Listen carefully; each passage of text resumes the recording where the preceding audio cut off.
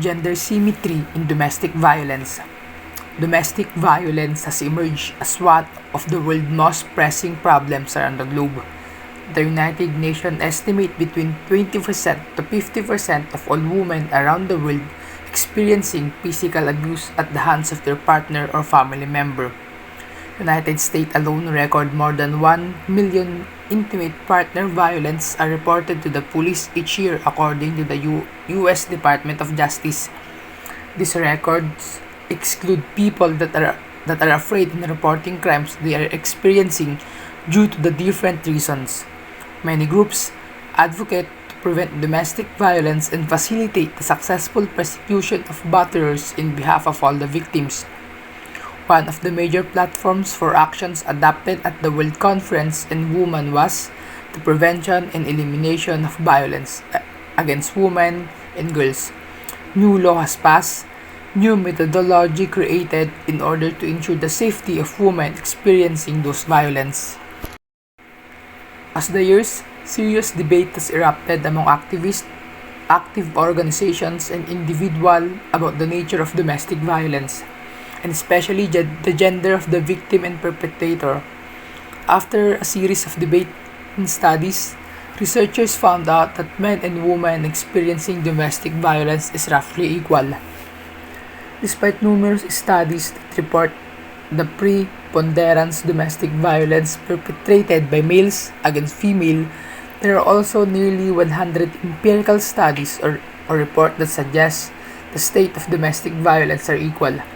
In the United States, numerous studies has found out that men and women are equally likely to report experiencing domestic violence.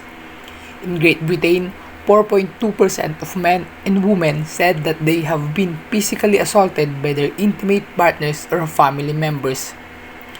These findings motivated different activists to shift our attention to often ignored problem of male domestic violence. Their efforts are also motivated the desire to dismantle and those initiatives that administer to a woman as a victim. These apparent discrepancies between gender symmetry and claims of gender violence have led to confusion to policy makers and public. As we go along, we will learn how social scientists and research measure the level of domestic violence in every gender, and we will eventually find out the reason behind those spanks we get from our intimate partners. Let's understand the idea of gender symmetry. Reports of gender symmetry have come to play a significant role in public and media discussion of domestic violence due to the reason that evidence and results are counter to existing stereotypes of male and female relationship. Majority of people ignore the view of male in the discourse of domestic abuses. Male are constantly labeled as perpetrator or initiator of abuse. For example, we often hear those phrases and lines when the abuse occur in men. Drama lang yan. Hindi naman nasasaktan niyang mga yan eh. Male feelings often disregarded due to the existing gender stereotype. But Fiverr found 79 empirical studies and 16 reviews of literature that demonstrated gender symmetry among couples. Evidence suggests that the motivation of women to especially hit physically their male partner not to hurt them or to show domination, but rather they want to get the attention of their male partner. A sudden slap initiated by men, in their view, it depicts that they want the attention of their partner or they want to feel their presence. For example, especially for us boys, when we're out with our partners and suddenly they bite, spunk, or even pinch us, for them, it is their view to show that they are present to our lives. For some girls, those actions are signs of being feminine and legitimately accepted by the society. On the other hand, the motivation of men to commit domestic violence is to show the domination and gain control to their partners. Men usually hit their partner in heated argument when economic masculinity kicks in. Evidence suggests that men tend to hit their partners by means of regaining the power they lost or to show who govern in the relationship. There might be huge difference in the reasons of men and women in committing domestic abuses, but we can't deny that everyone, regarding of gender, is perpetrator of domestic violence. How do we know what we know? Types of data used in measuring domestic abuses. Our understanding about domestic violence has relied on a wide variety of evidence, from clinical observation to narrative accounts of the victims in matters and medical resources. The two types of data used in analyzing domestic violence are crime victimization studies, CVS, and the other one is family conflict studies. Crime victimization studies, or CVS, data about crime victimizations are gathered from a variety of sources. Some are obtained from household surveys such as National Violence Against Women, NVAW. CVS has a large sample size, in part because they are funded by national, state, and local agencies. CVS typically studies a wide range of abuses, including sexual and physical abuse, not only from their cohabitating partner but also from their previous spouses or partners. CVS gives a wider scope in gathering data about the nature and context of domestic abuses. Studies find dramatic gender symmetry in rates of domestic violence. According to the U.S. Department of Justice, of the 1 million cases of intimate partner violence reported to police each year, female victims outnumbered male victims by more than 5 to 1. CBS further find that domestic violence increased by more severe violence over time. This emerged to the discussions about spousal homicide and rape, where significant victims are women. This study find out that majority of perpetrators are men. Family conflict studies are based on smaller scale national representative surveys such as the National Family Violence Surveys. If CVS surveys include ex-partners in family conflict, scope is focused in current cohabitating partners. These studies aim to know what are the methods used in experiencing conflict in family. Other survey evidence came from smaller scale survey of college students, dating couple, and some draw from couples seeking for therapy. Ask about all possible experiences of physical violence, including those that are not considered serious or severe and do not result in injury. On the other hand, it asks questions about cohabitating couple, how they handle situations when, for example, they disagree, get annoyed, and experiencing a rough day at work. Family conflict tend to find more domestic violence than CVS studies. Typically, about 16% of all couples report some form of domestic violence. As may see high levels of violence, surprisingly gender symmetry in use of violence in resolving family conflict. It is not new to us, especially those individuals came from family that seem violence is kind normal when enforcing something. For example, when couples argue whether who will take the dishes or reprimanding someone to stay in those houses, they tend to raise voices and sometimes use derogatory remarks or curse. Family conflict also find much lower rate of injury when minor forms of injury are excluded from the data. Yearly incidents fall significantly from 16% to 6% of all couples.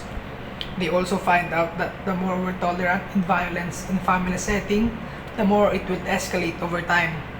In some, then, family conflict studies tend to find rates of domestic violence, stable level of severity, low rates of injury, and find it perpetuated equally by men and women.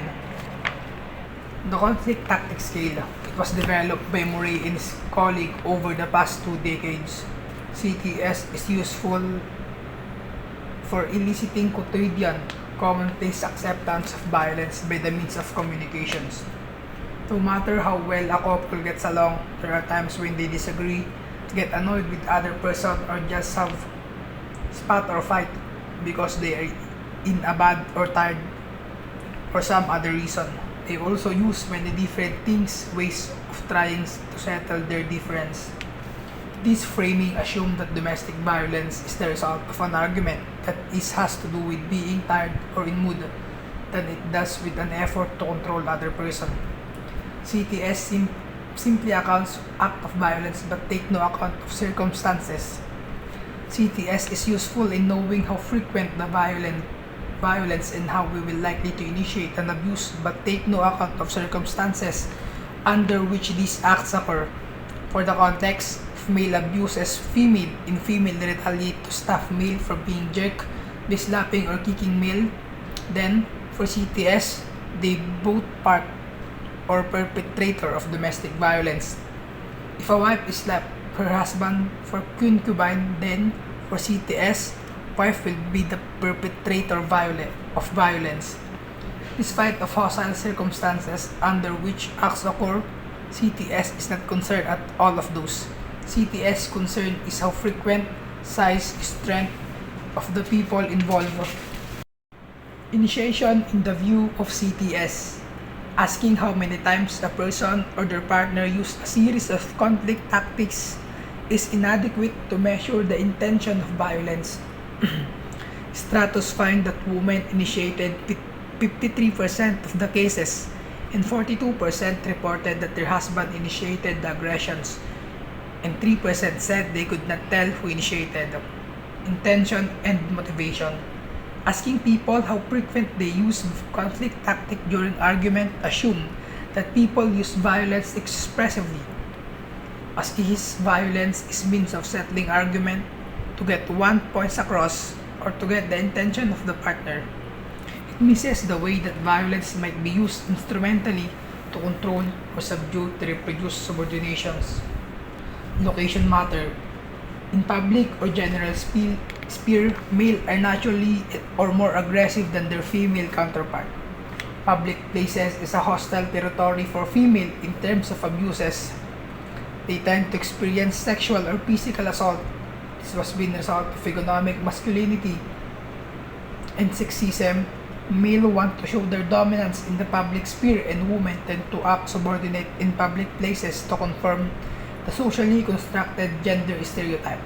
On the other hand, male are more likely to be victim of abuses inside the house. Favorite and Gonzalez argue that women assume their violence toward their male partners are harmless. Slapping, kicking, biting, and even pinching can be considered feminine, and for some, they call it in a term, lambing. They use it these phrases such as "nilalambing lang naman kita" as a ticket to excuse their violence towards men. Age and gender aggressions. CTS measure family conflict in intact partnership, either cohabitating or married couples. According to all available research, age, especially being under 30, is a strongly predicator of violence. O'Leary and his associates gave consistently found that age is significantly variable in the distribution of partner violence. Rate of violence rise significantly between 10, less than 2 violent, and 25, where levels peak at the 35% of all couples. But after the age of 25, the rate of violence is keep dropping to return about 5% at the age of 75.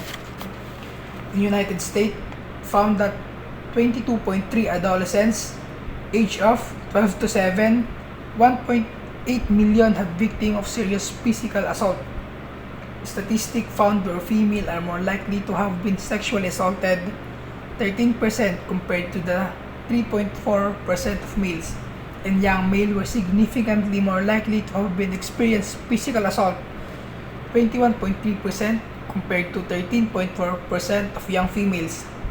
Kilpatrick in Sanders studies. How can we understand the use of aggressions in domestic life? Violence seems normal in our domestic life.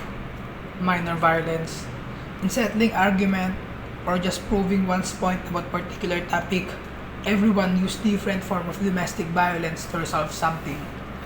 Based enormous research found that majority motivation of women abuses toward men is not meant to harm them, but rather it is the way of telling their partner the idea of pansinin mo ako or lambingin mo ako, contrary to the notion of other that the motivation of men to abuse women is driven by their anger, frustrator, or for some emotional factor, but isn't. Data shows that men uses violence to show they are in control in their relationship. Men who assault their partners or ex-partner using violence when they feel fear that their control is breaking. Men see violence as a restorative or retaliatory way of gaining or recontrolling the dominance in their relationship. Why we should be concerned about women's violence toward men. We need to examine women's violence to better understand the aggression of men to women. Since women's violence is often retaliatory or committed in self-defense, it may help to expose some of the ways men uses violence to control women. Men outnumbered women in terms of suicide due to the domestic abuses. 15% of men living with female partner reported having experienced violence. Laws are all concerned with women and men left alone fighting for their own. Men have feelings too. We need validation, compassion, sympathy, and also care just like as women do. Towards an inclusive explanation of domestic violence. As the word of Strauss, humanity needs research inspired by the moral agenda and perspective of those who focus on the oppression of women, regardless of whether the oppression is physical, sexual, psychological, or economic. And also research inspired by moral agenda of those who focus on physical assault, regardless of whether the assault is by man, woman, or children, coupled with a study of parental violence toward children, which routinely find that more than 90% of parents aggress to their children. Children are casualties in the parents' aggression to each other. Despite the dramatic difference of motivation of violence, we should be compassionate to all the victims of domestic violence. There are a lot of men who are battered by their female partners, and they are not less deserving of compassion, understanding, and intervention than to those women who are battered. Understanding about the nature of domestic violence can open new arena where we can discuss or counter future abuses and can make a more flexible laws and program that can cater all gender in the domestic abuses.